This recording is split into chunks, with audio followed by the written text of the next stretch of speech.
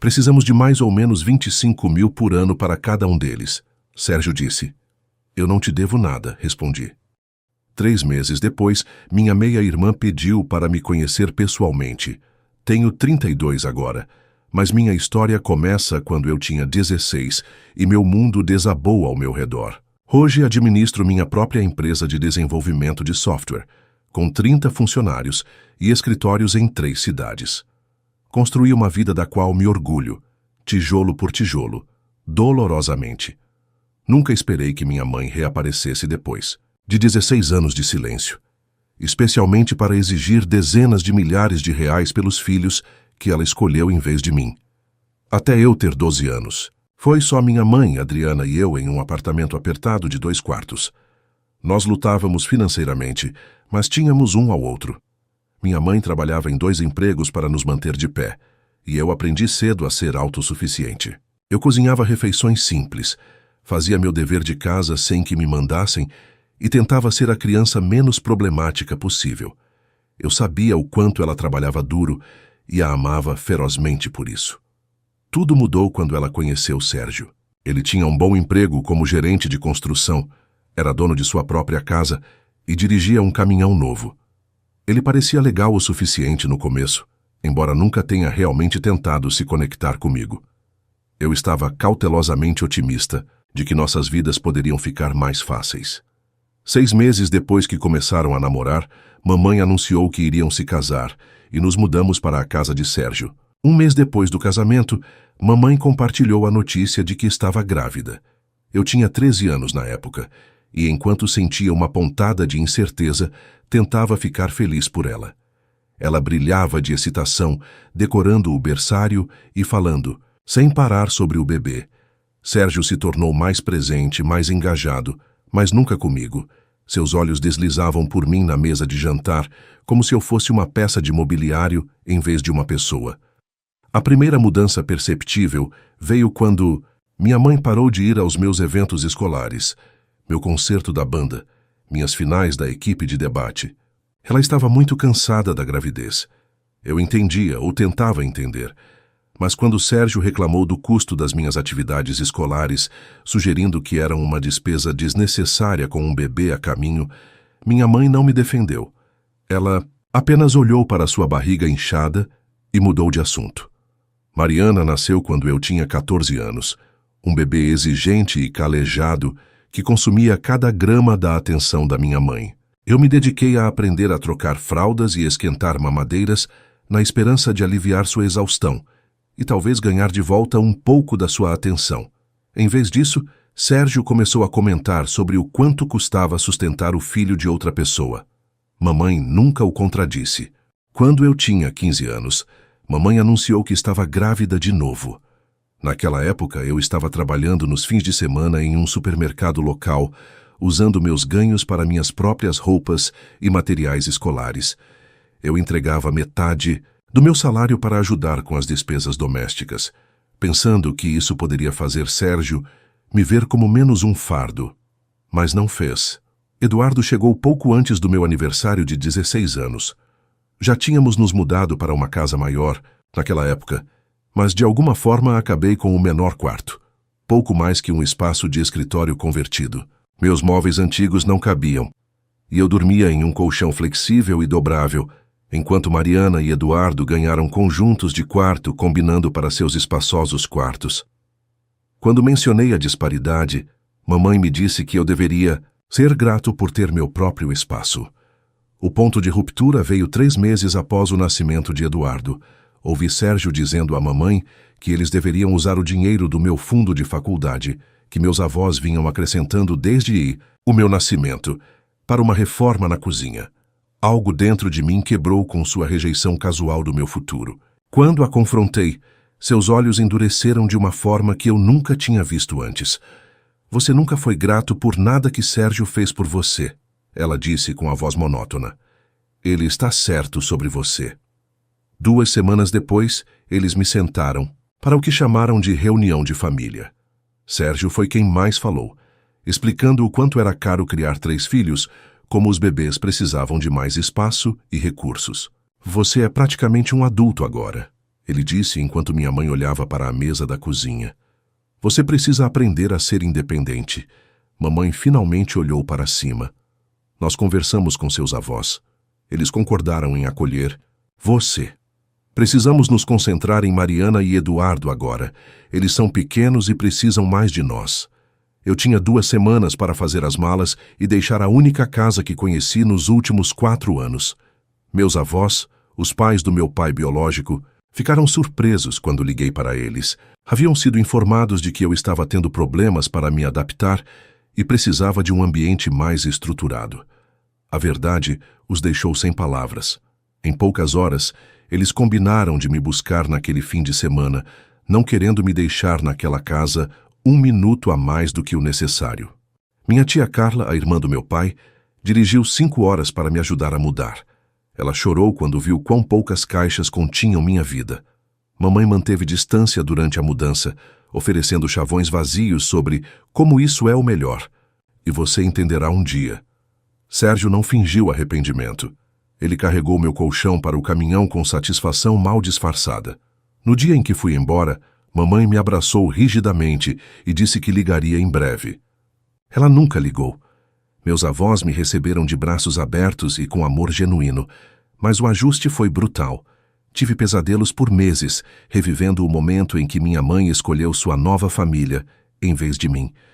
Me joguei nos estudos e no meu trabalho na loja de ferragens local, determinado a precisar da menor ajuda financeira possível. Meus avós insistiram em pagar minhas necessidades, mas eu cobri todo o resto, economizando o que pude para a faculdade. A terapia me ajudou a processar o abandono, embora a ferida nunca tenha cicatrizado completamente. Meu terapeuta me ajudou a entender que as escolhas de minha mãe refletiam suas fraquezas, não meu valor. Lentamente, reconstruí meu senso de identidade. Meus avós e minha tia Carla se tornaram minha base, me mostrando como o amor incondicional realmente era. Eu me formei no ensino médio perto do topo da minha turma e ganhei uma bolsa parcial para uma universidade estadual, onde estudei ciência da computação. Trabalhei 30 horas por semana durante a faculdade, fazendo aulas de verão para me formar mais cedo. Meus professores se tornaram mentores, impressionados com minha motivação. Um deles me conectou com um estágio que se transformou no meu primeiro emprego de verdade após a formatura. Progredi rapidamente, trabalhando mais horas do que qualquer outra pessoa e assumindo projetos que ninguém queria.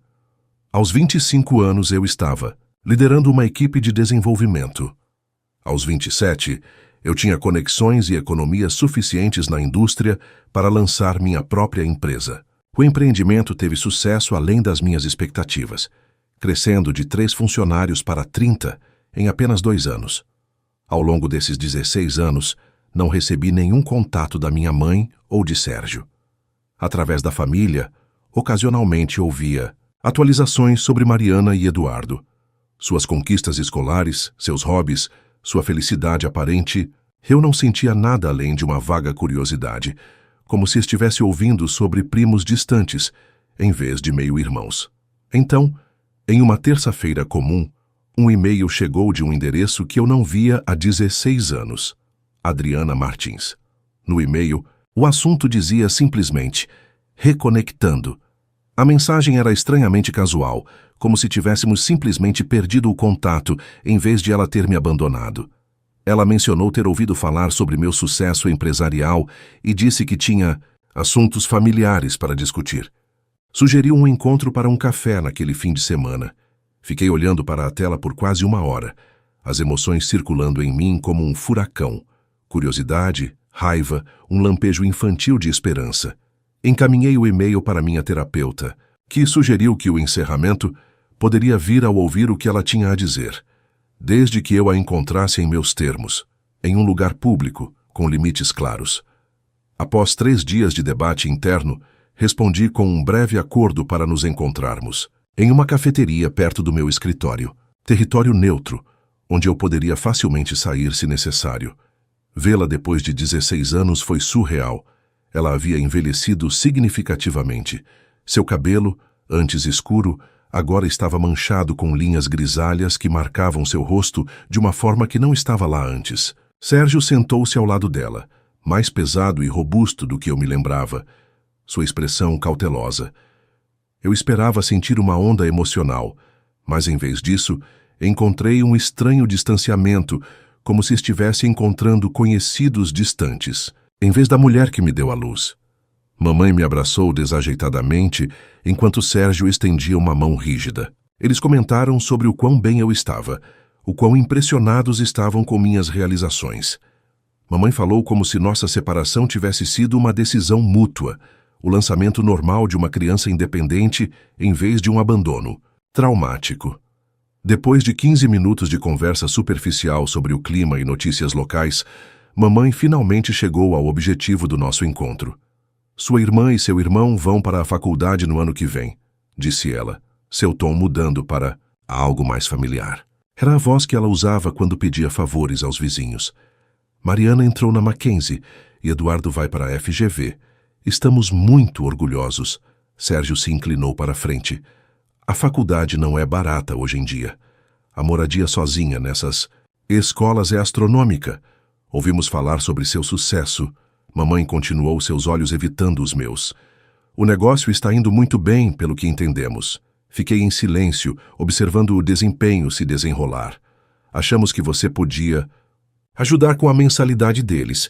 Ela finalmente disse. Eles são seus irmãos, afinal, e a família ajuda a família. Sérgio assentiu vigorosamente. Precisamos de cerca de 25 mil por ano para cada um deles, e precisaremos do primeiro pagamento até agosto. A audácia me deixou atordoado em silêncio momentâneo. 16 anos sem uma única mensagem, chamada o cartão de aniversário. 16 anos construindo minha vida das cinzas de sua rejeição, e agora eles estavam sentados diante de mim, não com desculpas ou arrependimento, mas com as mãos estendidas, esperando dezenas de milhares de reais. Deixe-me ter certeza de que entendi. Eu disse cuidadosamente. Você quer que eu pague 50 mil por ano para a educação universitária de irmãos que não vejo desde que eram crianças? O sorriso da minha mãe vacilou. São sua família, seu irmão e sua irmã. Sinto muito, mas não farei isso, respondi.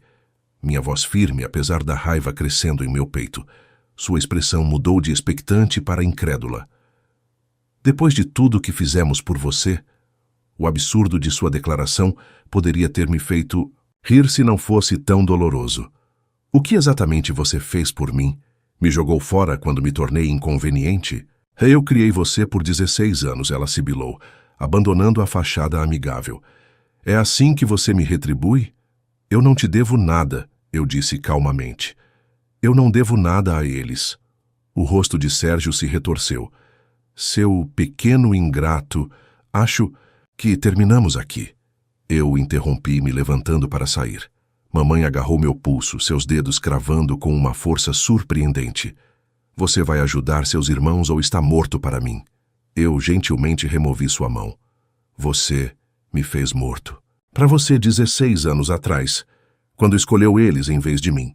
Seu grito ecoou pela cafeteria enquanto eu caminhava em direção à porta. Como você ousa? Depois de tudo que sacrificamos, você não teria sua preciosa companhia se eu não tivesse te ensinado a trabalhar duro. Os clientes se viraram para encará-la, enquanto Sérgio tentava acalmá-la. Seu próprio rosto contorcido de raiva. O gerente se aproximou da mesa deles, preocupação evidente em sua expressão. Eu saí sem olhar para trás, mas o confronto estava longe de terminar.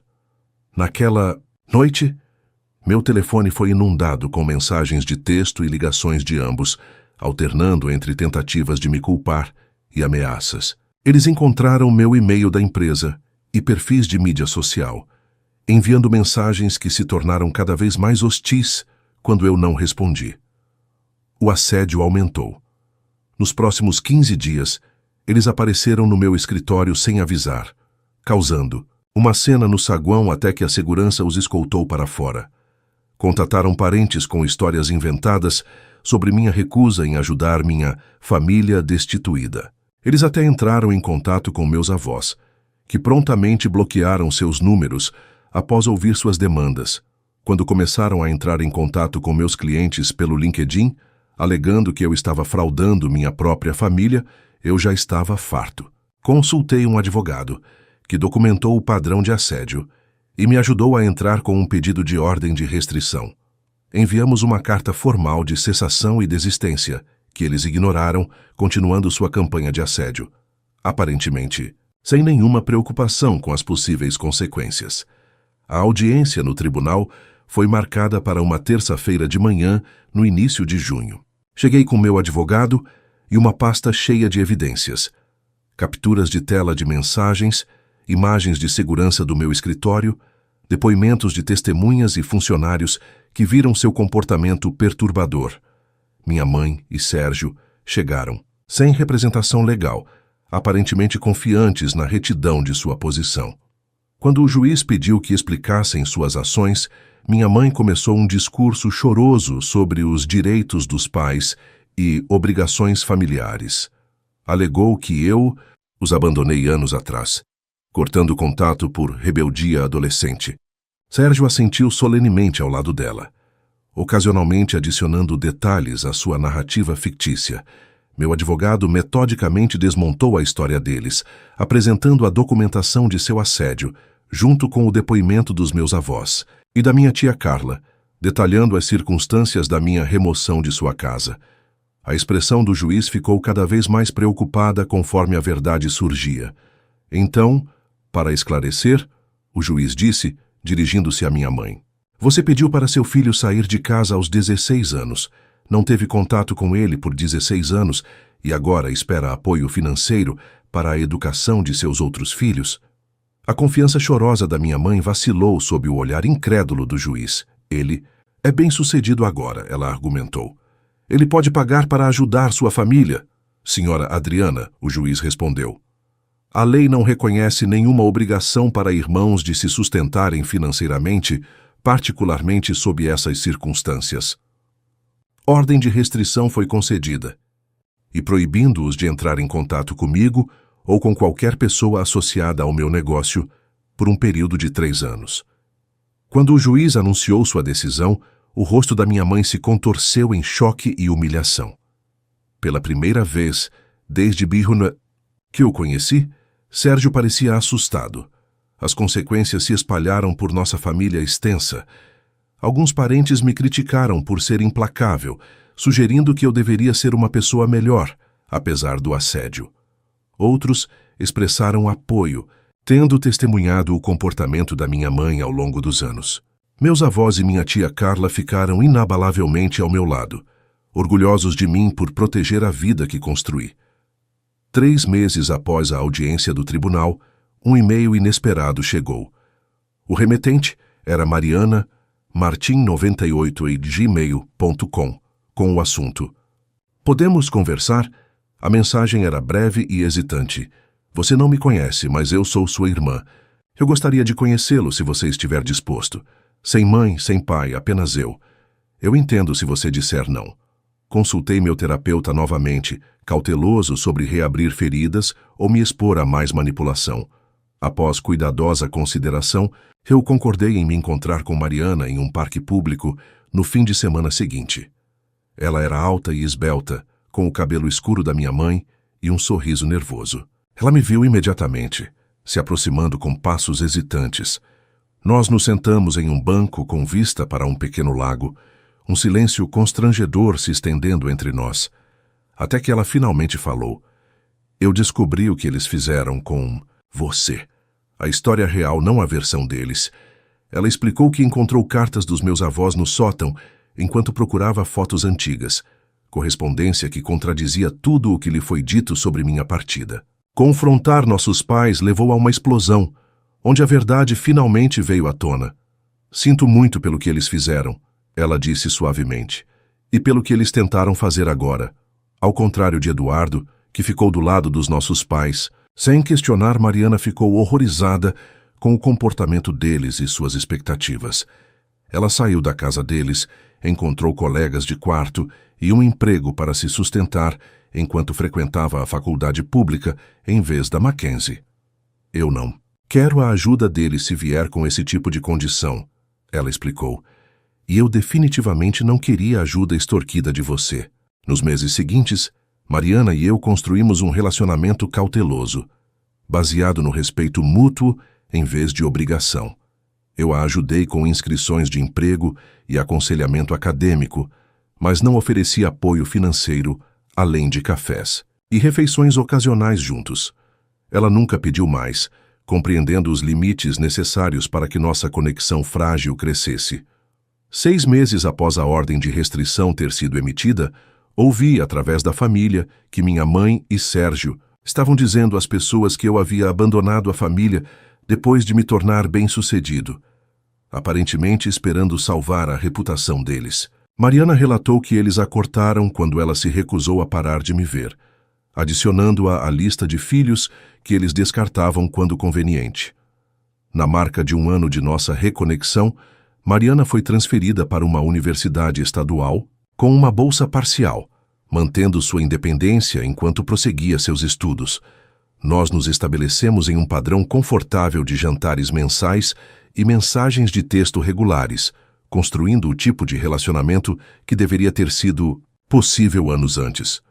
Meus avós inicialmente estavam cautelosos com Mariana, protetores de mim depois de tudo o que aconteceu. Mas seu remorso genuíno pelas ações dos nossos pais e sua determinação em trilhar seu próprio caminho acabaram conquistando-os. Vê-los recebê-la em sua casa para o jantar de ação de graças trouxe uma sensação inesperada de cura. Eduardo permaneceu alinhado com nossos pais, ocasionalmente enviando mensagens hostis a Mariana sobre sua traição. Ela compartilhou algumas comigo, revelando o ambiente tóxico do qual eu havia escapado anos antes. Qualquer culpa que eu pudesse ter nutrido por não ajudar com sua educação evaporou quando li suas palavras raivosas e cheias de direito. A experiência reforçou o que aprendi através de anos de terapia e reconstrução. A família não é definida por sangue ou obrigação, mas sim criada através do respeito, apoio e cuidado genuínos. Minha mãe nunca entendeu essa verdade fundamental, vendo relacionamentos apenas através das lentes do que poderia ganhar com eles. Eu não sei se algum dia vou me curar completamente de ter sido descartado pela pessoa que deveria ter me amado mais incondicionalmente. Mas eu construí uma vida cheia de pessoas que escolheram ficar ao meu lado, não por obrigação ou benefício financeiro, mas por quem eu sou. Minha empresa continua a prosperar. Meu relacionamento com meus avós e minha tia Carla fica mais forte a cada ano, e agora, inesperadamente, tenho uma irmã que escolheu integridade em vez de conforto. Algumas pessoas sugeriram que eu deveria me sentir presunçoso sobre meu sucesso diante das expectativas da minha mãe. A verdade é que não. Não há satisfação em ver alguém revelar as piores partes de si mesmo, especialmente alguém que você amou profundamente. Mas há uma paz profunda em saber que quebrei o ciclo de amor condicional que definiu minha infância, criando limites que protegem a vida e os relacionamentos que trabalhei tanto para construir. Minha mãe me ensinou o que uma família não deveria ser. Ironicamente, essa lição dolorosa me ajudou a reconhecer e valorizar o que uma família deveria ser: um círculo de respeito mútuo e cuidado genuíno, que não precisa de ordens judiciais ou ameaças legais para se manter. Por esse presente, suponho que eu deveria ser grato afinal. Agora me diz, você acredita que o sucesso de André foi impulsionado pela rejeição da mãe ou ele teria alcançado isso de qualquer forma? Escreve aqui nos comentários, eu quero muito saber. Se você gostou do vídeo, clica em curtir e se inscreve no canal também. Assim você não perde nenhuma história emocionante. Não esquece, deixa também um comentário com uma classificação, de 1 a 10 para mostrar o quanto você gostou. Assista também ao vídeo que agora está aparecendo na sua tela. Até breve.